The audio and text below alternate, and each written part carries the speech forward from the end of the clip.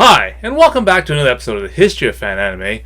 I'm your host, William Chow, and in today's episode, I'm going to go over some of the other things in my collection, and one of the things I'm going to do today are anime posters, okay?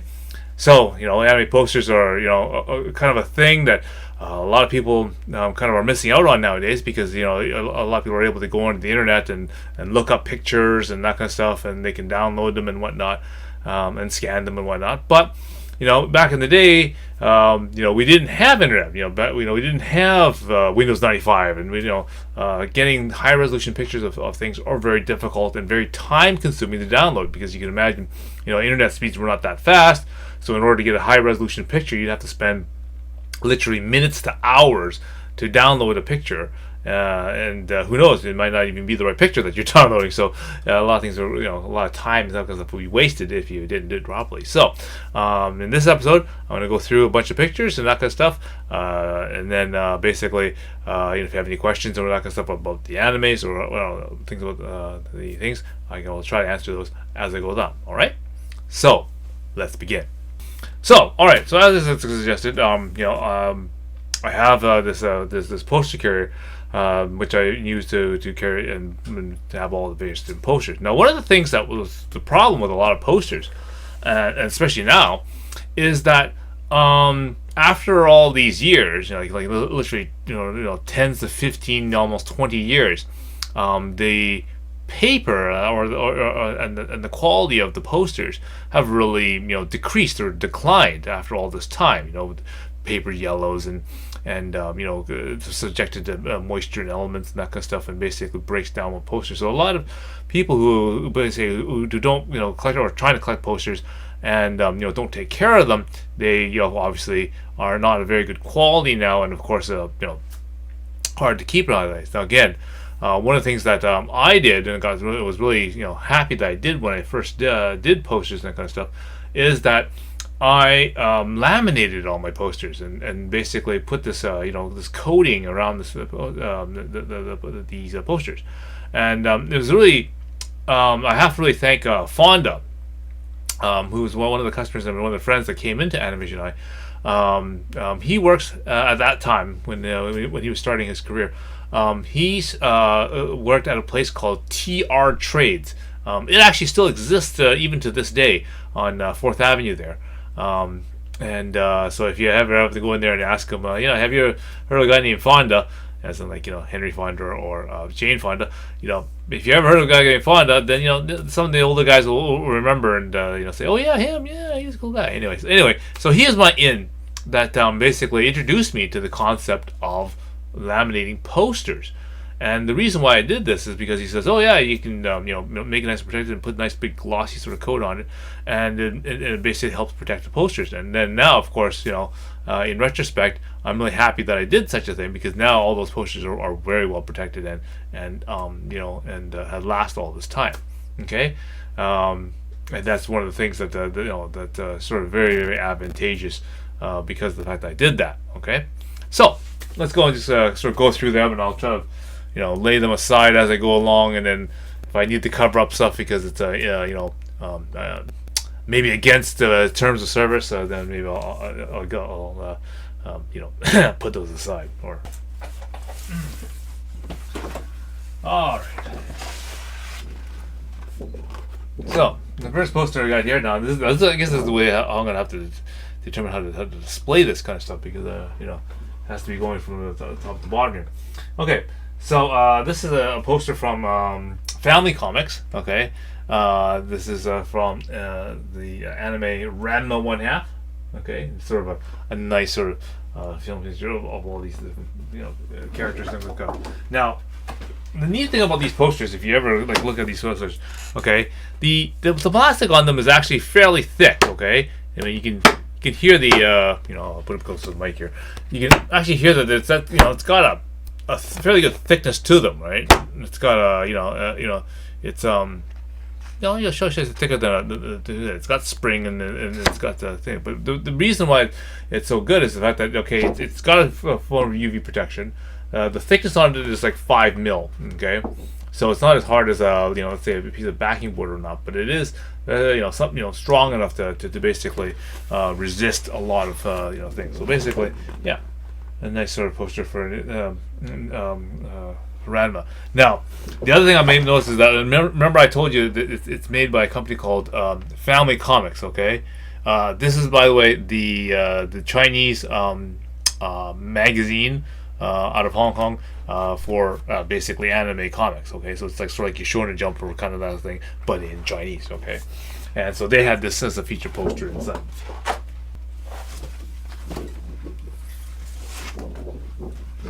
Ah, yes. I always love these ones here. Okay, so this one is the that might be the easiest way to show it, actually, like this, I guess, this one is the promo poster for Kimagure Orange Road. Okay, I wish to go back to that. So this is the poster for the movie. Okay, and you can tell that by the logo at the very top here, which basically shows the Orange Road movie logo here. It actually has the CD number here, so that if you want to order the CD, the information right there, Futureland. Okay, and then but I always love Kimitaka's artwork, and so it's really popular. I got a lot of these type of posters, and I'm really happy that I got them. And again, because of all the lamination, the lamination took all the the brunts of the hits and the dings to the corners and that kind of stuff. So the actual poster is very well protected. It's unripped and.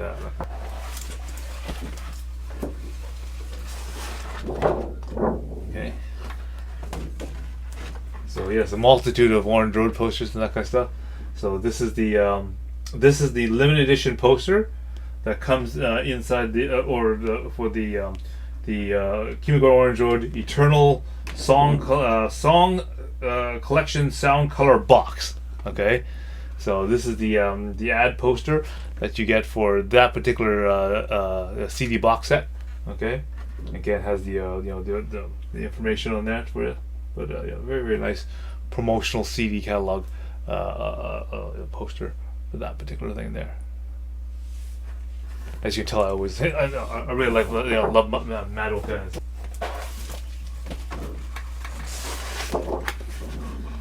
Okay, so this is a Sailor Moon SS poster or Super S poster, and this one, of course, is my favorite character, Sailor Mars. All right, and this poster is made by Band Presto. Okay, and it has a particular lot number on that. Series 4 of a particular set of Sailor.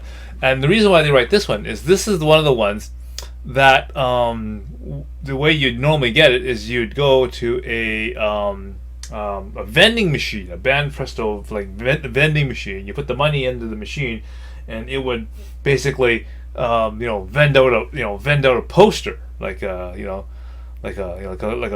gumball machine or something, or like one of those random turning gumball things. And you just turn the thing, and out comes a ball or something. So instead of this, bends out a poster, and so this is the Sailor Moon version of that machine, and I managed to vend out a Sailor Mercury. So obviously there's 4 in the set, so obviously it's going to be the Moon, Venus, Mercury, Mars, of course, and probably Jupiter as well in that set. So anyway, so this is one of the ones that was really, really popular because again in the Sailor Moon craze.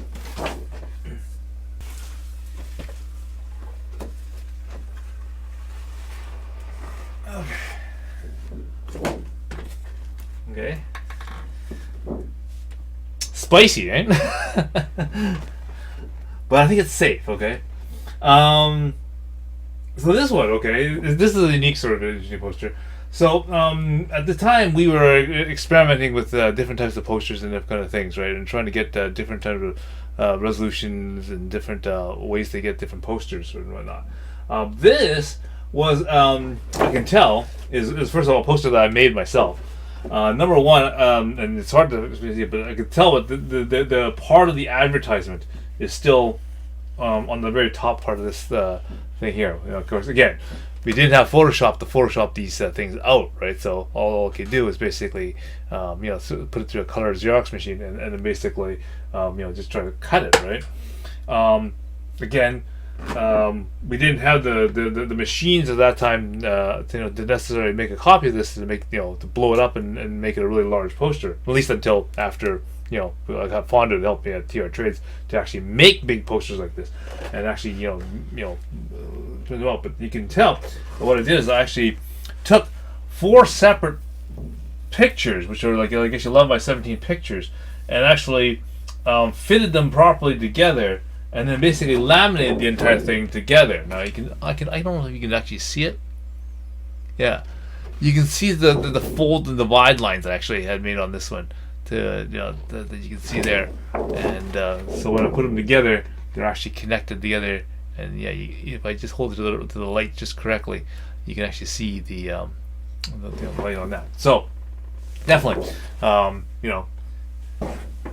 this was always the biggest problem when we were doing posters at this time, is the fact that we had issues of trying to get images and get high enough resolution images to actually put onto pictures, and of course to make larger posters. And of course we also had the problem of size, right? Because the largest size that you can do is like 11 by 17 or legal size or whatever, and that's about as best as you can do, because the machines that are needed to print anything larger weren't out yet, or weren't available yet, because you gotta think, before Windows 95 here, so we didn't have a lot of extra like tools and that would get you those larger pictures.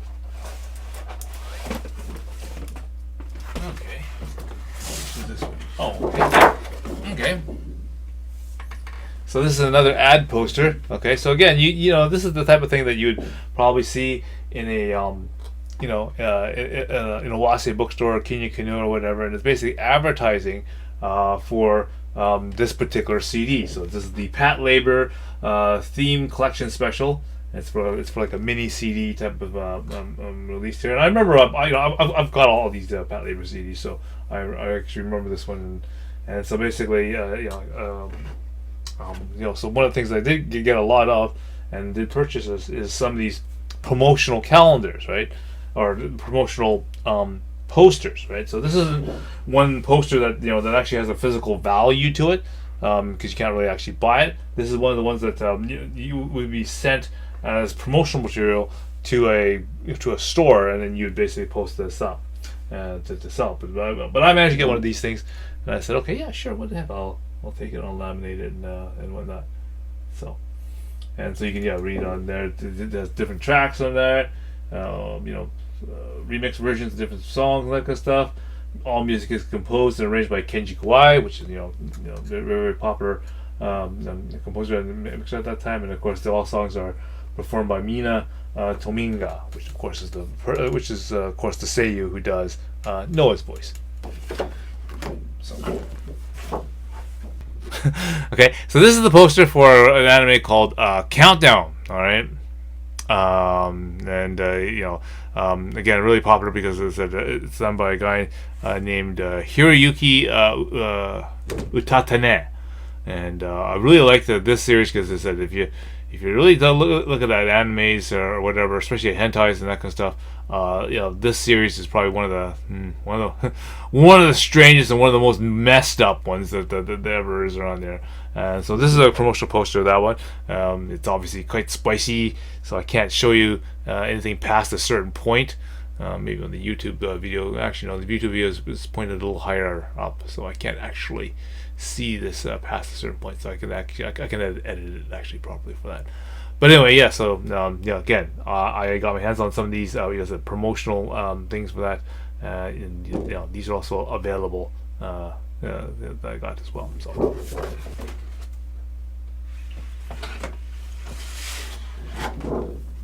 Oh yeah, there you go. This is a really good, fun one.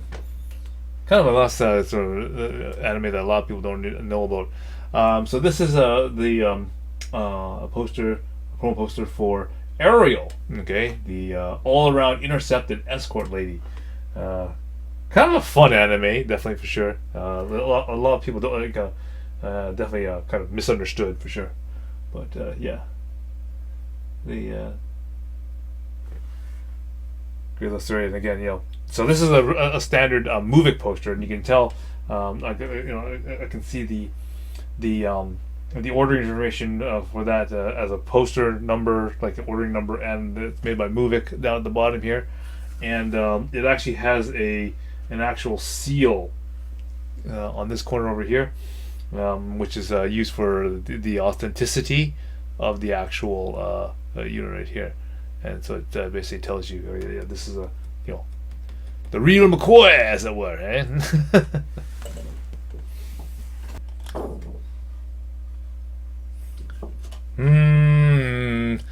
Yeah, I'm taking a little while on this one to see. If I'm taking a long time, then you know that the picture must be good, and it's just on the edge, right? So it's like okay, okay, she's wearing clothes, but it doesn't cover much, and well, all right. So I'll do it this way.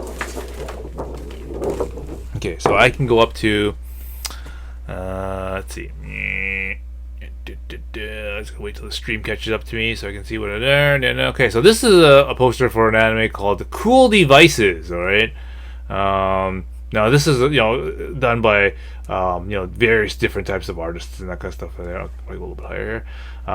This is one of my favorite artists, Mon.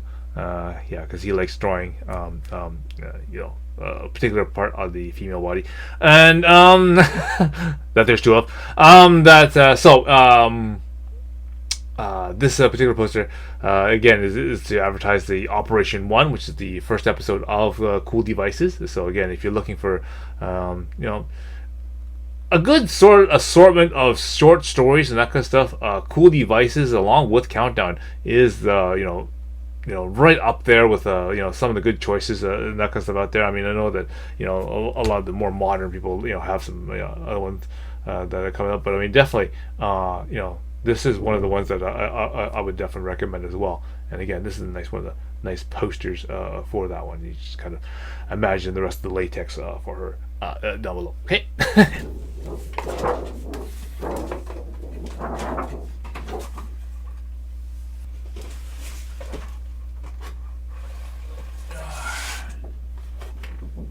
Yes, this one. This is one of my favorite posters here. Okay. So this one is a poster for the video game and for the anime itself, of course. Martian successor Nadeshiko. Okay. Again, it was a really big popular thing for the Sega Saturn, as you can tell. It was a big Saturn release as well. Okay. Now, of course, this is a very important poster to me because I remember I brought this down to San Diego Comic-Con, and of the many times I met up with Kiyomiya, I actually got him to sign this one here, so you can see the thing right here. So this is, of course, when I went down to Comic-Con in 1999. Okay. I didn't sign this one up, and many times I've actually, bumped into him. So again, very important to get it laminated, and again, now I have this, very, very, preserved copy of this particular poster. Okay.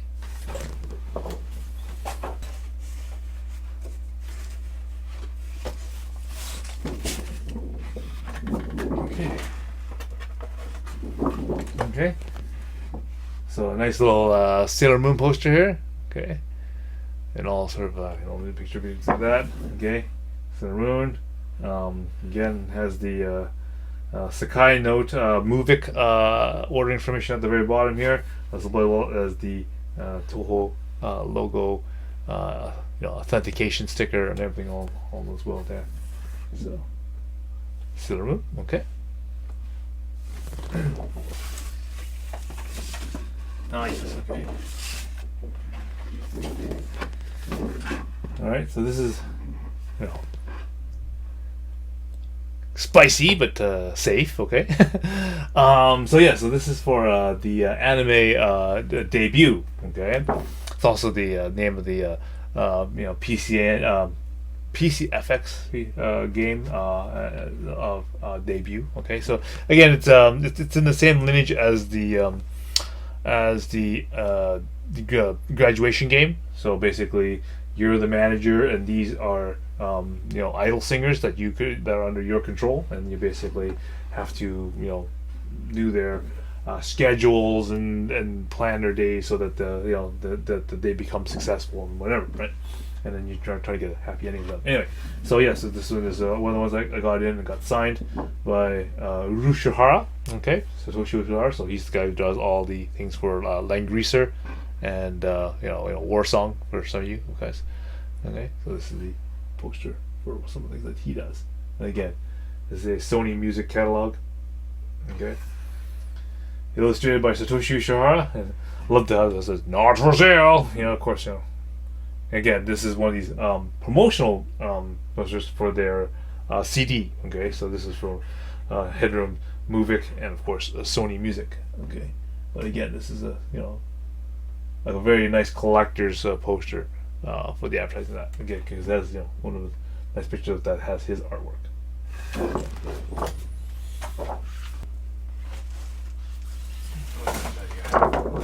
Yes. Okay. So this is obviously this is a U.S. poster. Okay, this is the promotional U.S. poster for Dominion Tank Police. And this is when it first came out on video cassettes. Okay, and there was actually 4 video cassettes: Act 1, Act 2, Act 3, Act 4. Okay, on video cassette. 1992 by Central Park Media. Okay, so again, or of course this is their division, the U.S. Manga Corps version of Dominion Tank Police. Yeah, so I always like the pictures for the Puma sisters too. No one can really go too wrong with cat girls, right? Now that I pulled it out, I may as well show you. Okay, so not only do I do obviously regular posters and that kind of stuff, but I also got in the modern day everyone's just drawing fan art. So here is a picture of the Record of Lotus where it's Puritos from the anime. Okay, and so this is a nice sort of sort of light penciled sort of drawing with highlight with felt marker. Okay.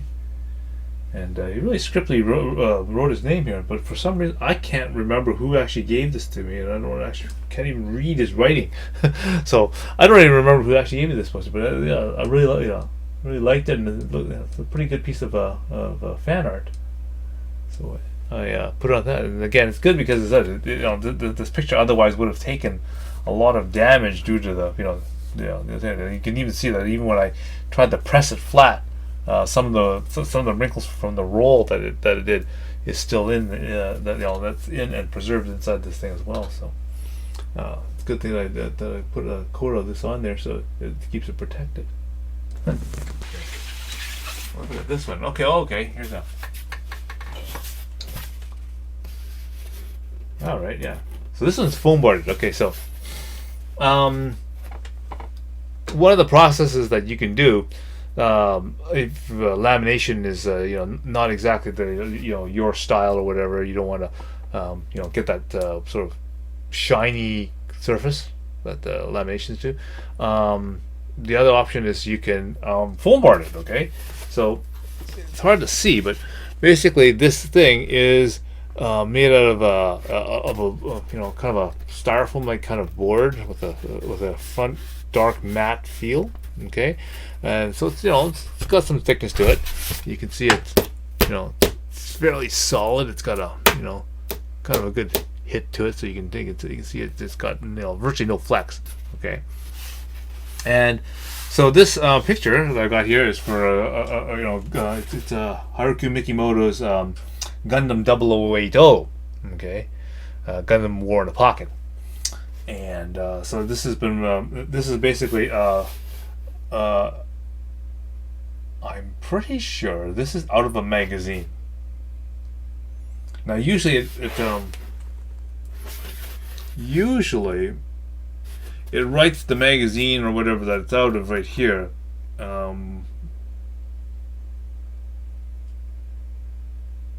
Yeah. Sunrise. Yeah. But yeah, like, I don't know which one you think because I said I don't know if you can see it from where you are. Can I see? Because now I see it's because it doesn't have the highlighted fold lines. You can't actually see the fold lines in it. But basically, from a distance, you can't see that this picture's actually is folded along this axis here, which makes me think that it's out of a magazine. But yeah, so this is one of the ones. One of the pictures I use a different method to mount it, right?